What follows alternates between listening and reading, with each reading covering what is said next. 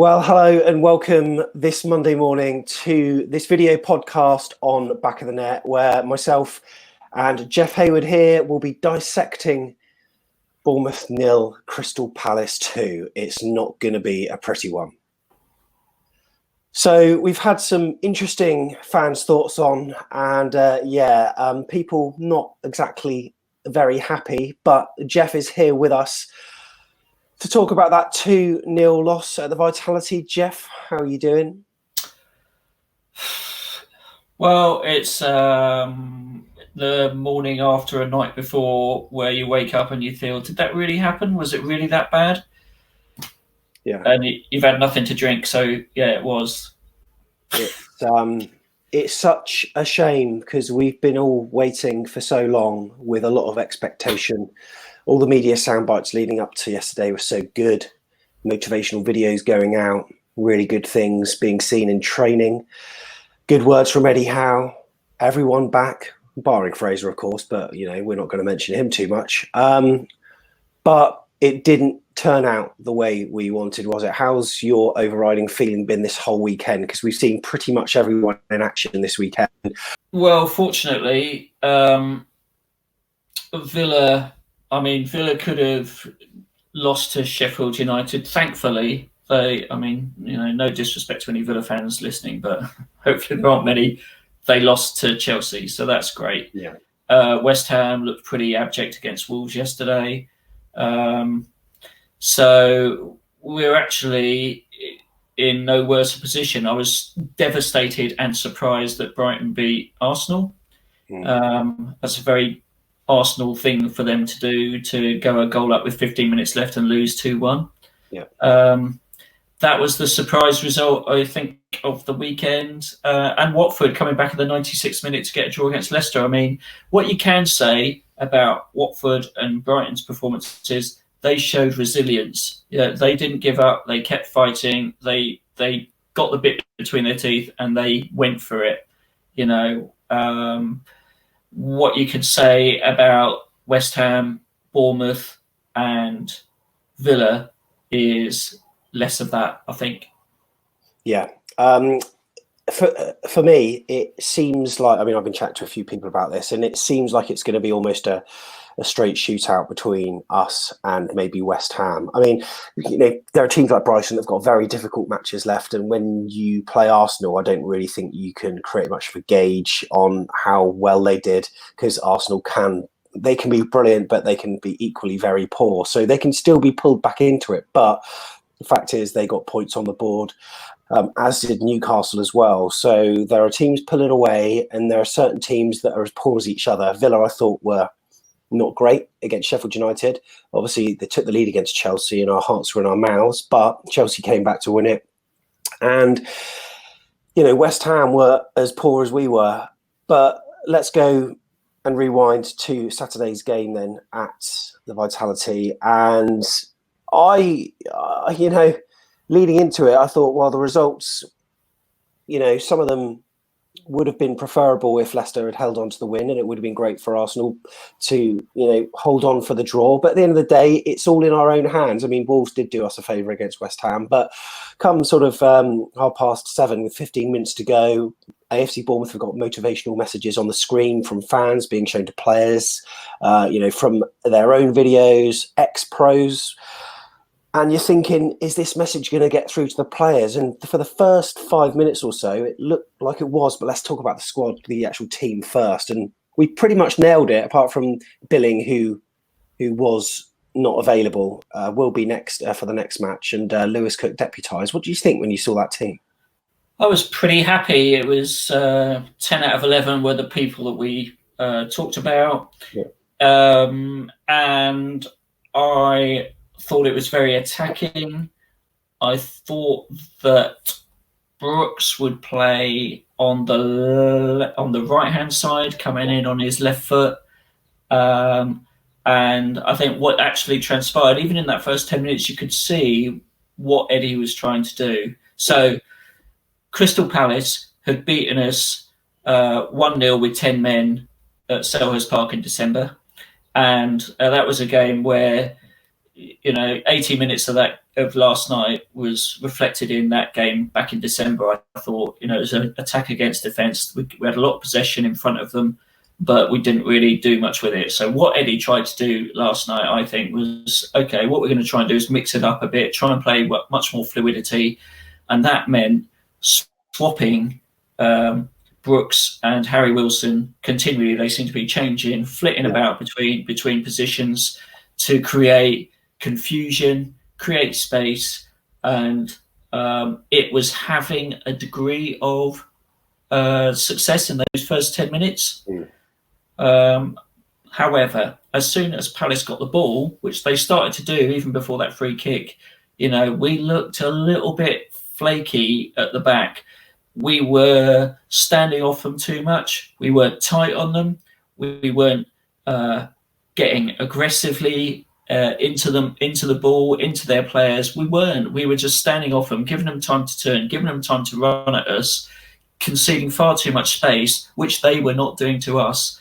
And it was looking a bit nervy, even by the time of that free kick, which was a softie to give away. I don't think it was a free kick, but the ref gave it. And it's Zaha, isn't it? So was it Zaha that went down? Yeah, and he barely any contact, but that's what he does. And he got the free kick. What can you say? I mean, it was a decent strike, wasn't it, by Milivojevic? I mean, some people have been saying Ramsdale could have maybe done better. Maybe he could have, but it was, postage stamp top bin strike. And, this came after we did hit the back of the net, but obviously the ball went out, and Brooks showed a moment of class that you thought, oh my goodness, this is Brooks back. And that was when the wings were, he was swapping with Harry Wilson, as you said. He was on the right at this point. And you sort of say, well, it may cause confusion for them, but you sort of think as the game went on, perhaps it caused confusion for us because we didn't truly know how we were performing.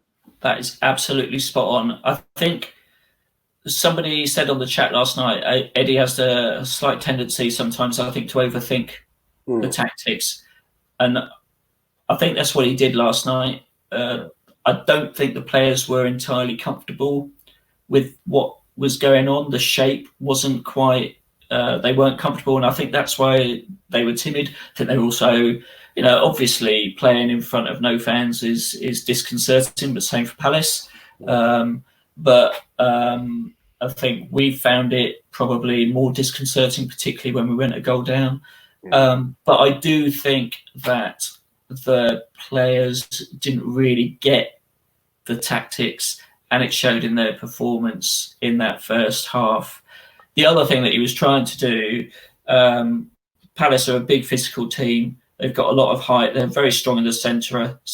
And I think what he was trying to do from set pieces was try to hit the far post, get somebody like Josh King running in at the back to try and bypass the big sort of centre halves in the middle. But the delivery on so many occasions was abject, and that didn't work either. So it kind of like thought, well, what is the plan to actually get behind them and score other than a bit of individual magic from Brooks?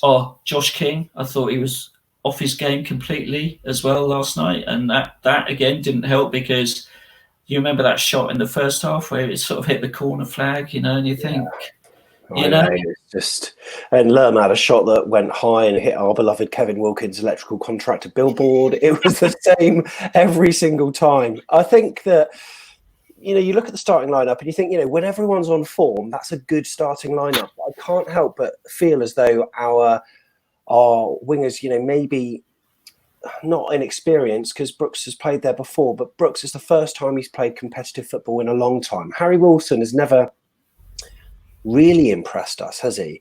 His set pieces are obviously, second to none. The only times when he has really impressed us is when we've been chasing a game, like when we were 3-0 down at Spurs and he was being pushed up. And then he was playing down the middle of the pitch quite a lot and was really effective. So you're playing him on one side where he's not been that great. Granted, he's our top scorer. You've got Brooks on the other side. I mean, I don't want to mention his name, but would have we been better off with Wee Man playing for a bit of experience on one of those flanks? Maybe. Look, I mean, I think the Fraser conversation is kind of historic. Really, he's not going to play. He wouldn't have played, and his attitude would not necessarily have guaranteed anything better. If I'm So honest. maybe let's put it another way. We did toy in our formation in the preview on YouTube about having King on one of the flanks instead, who is not his favoured position, but he can do a job there. And then maybe we could have done something else up front. I mean, Dom Solanke's not brilliant, but there were a couple of games where he did all right playing alongside Callum Wilson up front, and then King was out on the flank. So could that have been done? Because it felt like we were, very weak. That said, in the middle of the park, I felt as though they cut through us very easy. And you see, I mean, in the lead up to the free kick, which obviously we spoke about, and then in the lead up to their second goal, Palace had so much space in the middle of the park. And that was highlighted at half-time with Gary Lineker, where they put the little dot on the player, and the space around them was just ridiculous, wasn't it? We were so timid. We were defending far too deep. And I don't know whether it was fear about the pace of Zaha. Maybe it was. We just stood off them, and maybe it's the pressure of having that game as one of our nailed on. We've got to win this game to give ourselves a really good chance. That got to the players too. I think that's one of the things that I've put it down to afterwards, and I think there was almost so much expectation. First game back for 3 months, ridiculous amount of pressure. 2. There was also a bit of added pressure by the fact that we never played an external friendly. It was just, other clubs did and we didn't. We were playing internal friendlies, 11 against 11. How can you really judge how good you are? So this was almost our match to see where we're at. And now we know where we're at and we're not in a good place. Yeah. And 3, playing at home, that is meant to be an advantage as well. And you just think, well, maybe this is a match that we've just got out of our system now. We've got a match where we're not expected to win against a team next that plays in a way that we can attack them. I mean, Palace, they were set up, to their credit, we're talking about our weaknesses, to their credit, they looked ridiculously difficult to break down. And at 1-0, you're thinking there's no way we're going to break through these guys. Yet when they attacked, they were economical with the ball and they managed to get through us. And I felt like our core of Lerma and Cook, as I just alluded to back then, was very weak. Lerma wasn't the same player that he usually is, passing back quite a lot and very ponderous on the ball. Didn't get the ball out wide quick enough. Sometimes the quickest balls out came from Nathan Ake,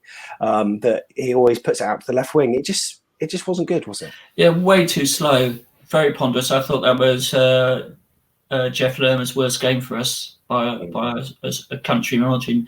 And I thought Lewis Cook showed aggression, but there was just too much space, and we were getting outthought when they broke on us. I think it was McCarthy and Van Aanholt and Zaha were playing brilliant little triangles. I mean, actually, do you know what? They identified our right back position as the weak point, and they really went for it. Tactically astute, Roy Hodgson, he knows that Harry Wilson cannot defend.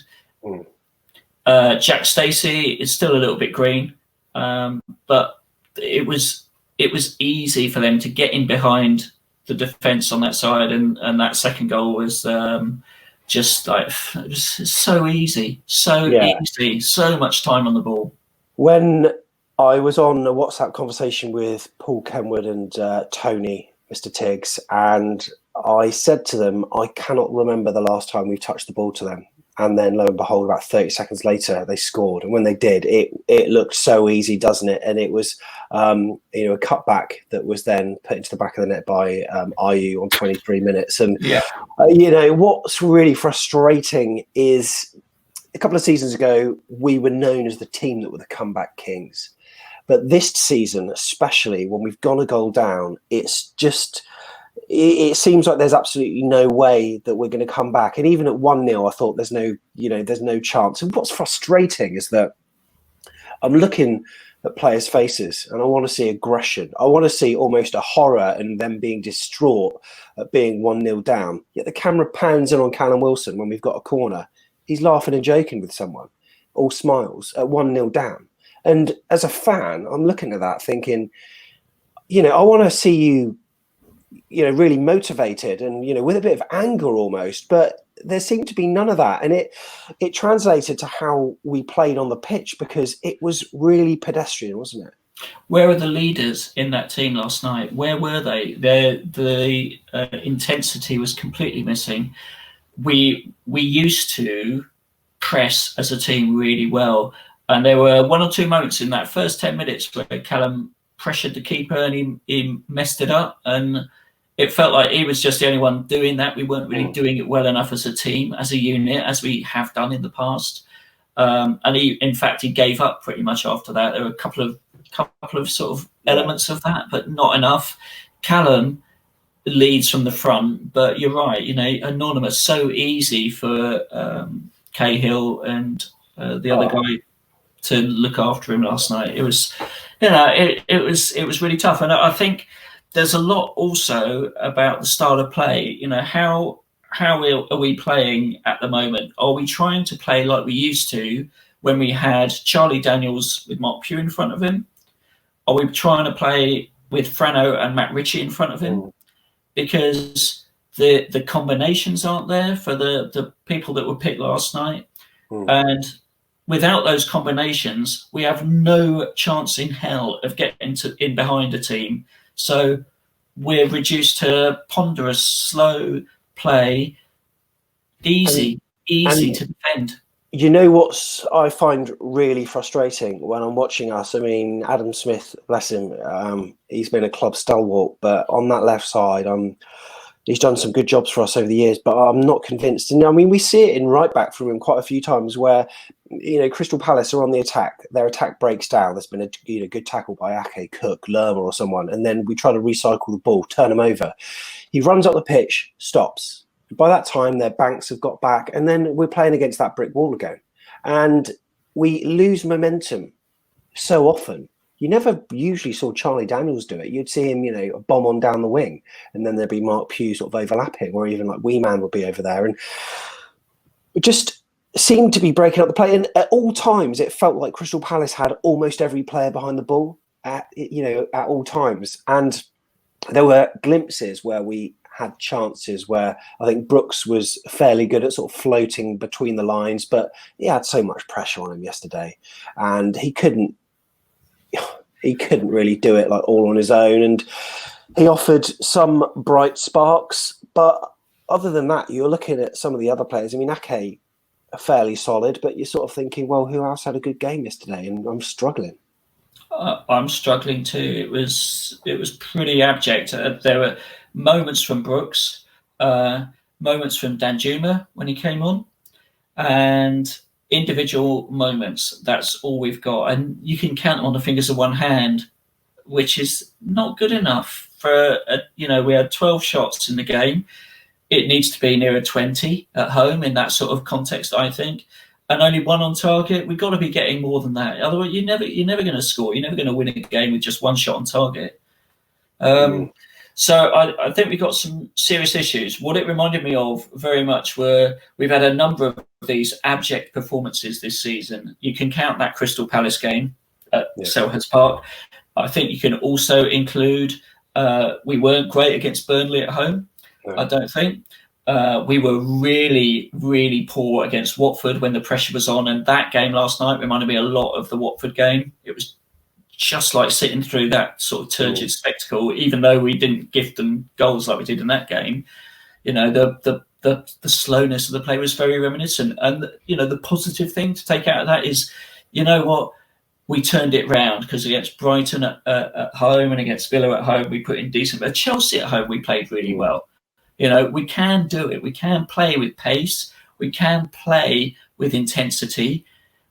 What we've got to do is get that in the next game, absolutely, against Wolves. But we've got to get it without the crowd having to lift the players to do it either.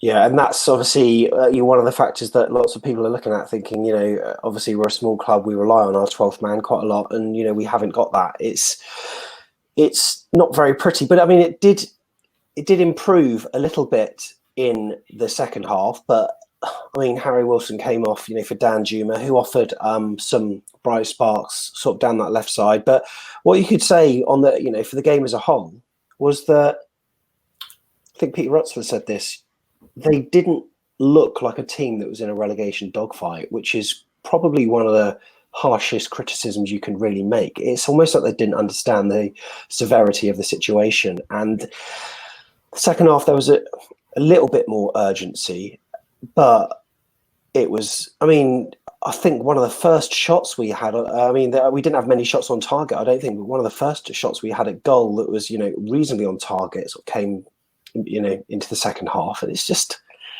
it wasn't good enough, was it? No way. Junior, when he came on, he added a bit of directness. It's very flat, and it's disappointing to feel this flat after the build-up, because we were all hugely optimistic that players were back fit. We had a strong squad to pick from. Fitness-wise, they looked a bit off the pace as well. Palace. I know they're a big, strong team, strong athletic team, but they were streets ahead of us in terms of fitness on yesterday's showing.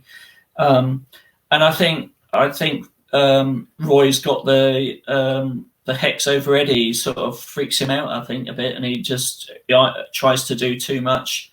We're not even capable of getting the basics right. If we worry about playing our game properly, that would have given Crystal Palace more problems than trying to do something fancy, as I think we tried last night and failed.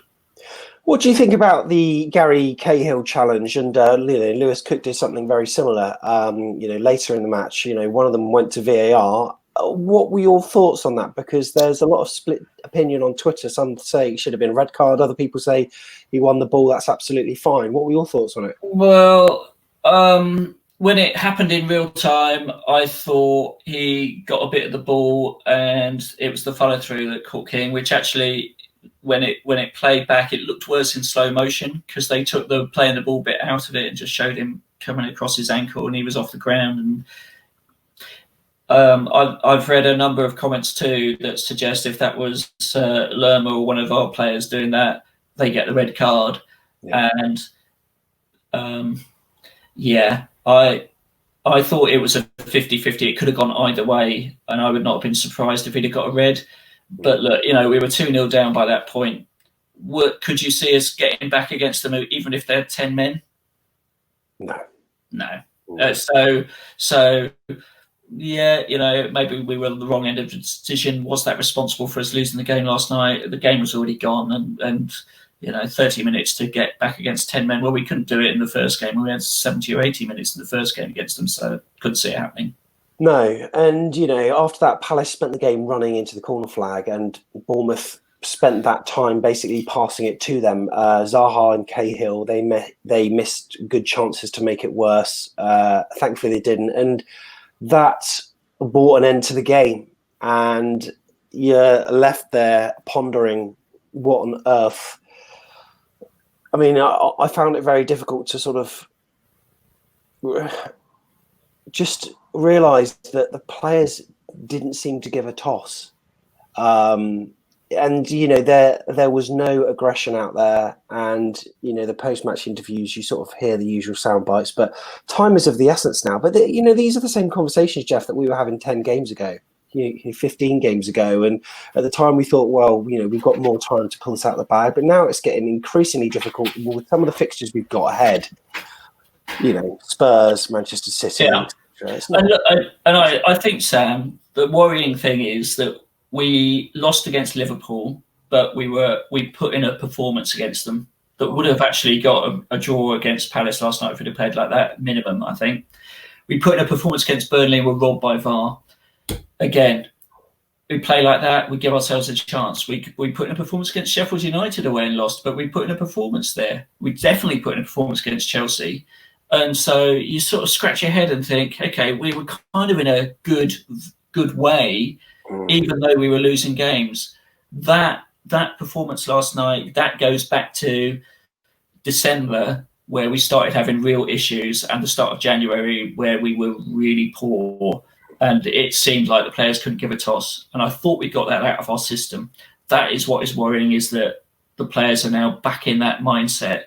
We have to play it quicker. We have to be more inventive. If we're going to play the Bournemouth way is get the ball into midfield, hit the long ball to Callum Wilson, at least mix it up a bit.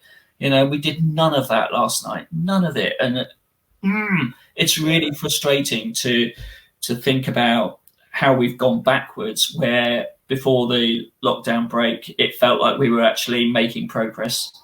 Yeah. Tactically naive, maybe. I mean, against Wolves, we're definitely going to need some personnel changes. I think some of them may be forced, with Josh King perhaps looking fairly unlikely. And I'm sure that Eddie Howe's put in a lot of work, and it was the players that didn't deliver. Eddie Howe's not perfect, but you looked at that team, you thought, they've got the beating of Crystal Palace on paper, but it just didn't pan out like that. It was such a shame that we couldn't be there to watch it, but we saved the petrol money in not being there, Jeff, didn't we? And we certainly did. I just want to add one more thing. You talked about players not giving a toss.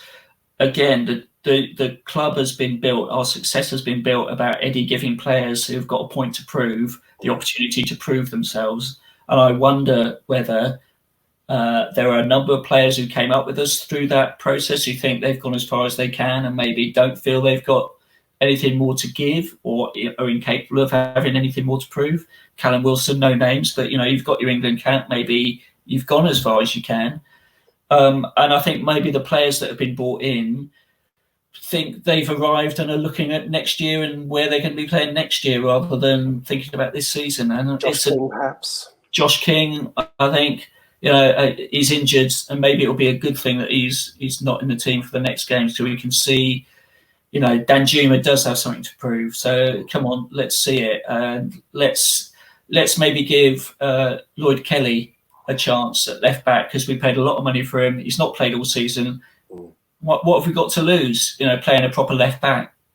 People are saying that maybe relegation to the Championship is not a bad thing. I mean, I've got a feeling it would be not a terminal decline, but it could be really bad for the legacy of the club. I've heard rumblings about what would happen with the training facility if we got relegated. I know that it's been reported that it won't be affected by relegation, but I've heard otherwise, and that could be the nail in the coffin. And I'm sure for Eddie Howe, the pressure is just unbelievable now, these 8 games. I mean, I know that we've had sort of tough times before, but I don't think it's got as bad as this, where we could lose the nucleus of our squad if we do get relegated. And we've got a number of games left now that, I mean, I know we call Palace must win, but these are must win now.